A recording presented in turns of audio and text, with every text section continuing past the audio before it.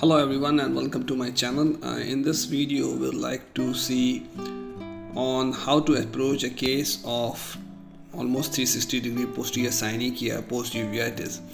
So in this case, the one thing that I would like to emphasize is that many a times we have trouble staining the anterior capsule post removal of the synechiae. So what we do is we use an AC maintainer and then we use the iris repositor to dissect the 360-degree synechiae.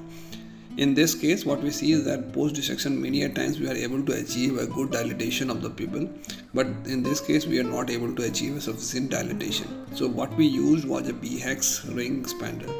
Now what I wanted to emphasize by this video is that there is a separate membrane which is around the pupillary border, and at that point the introduction of the BHEX ring was quite difficult, which was emphasized in the previous few seconds of the video.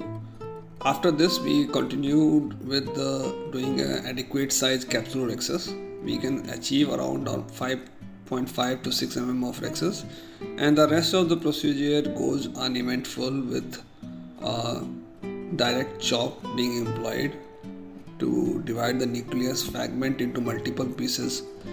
The BHEX ring appears to be quite stable with a good anterior chamber stability, what we can see here. And after doing the Phaco emulsification of all the nuclear fragments, we continue with the removal of the epinuclear plate. So we use the Phaco probe itself to remove the epinuclear plate. After that, we can see the good glow of the posterior fundus. Many a times in post uveitis eye, the quality of glow can give you an idea what would be the condition of the posterior segment. And once we have because many a times due to the posterior synechiae you will not be able to visualize the posterior part of the fundus. Even in this type of cataract, we have been able to successfully achieve the removal of all the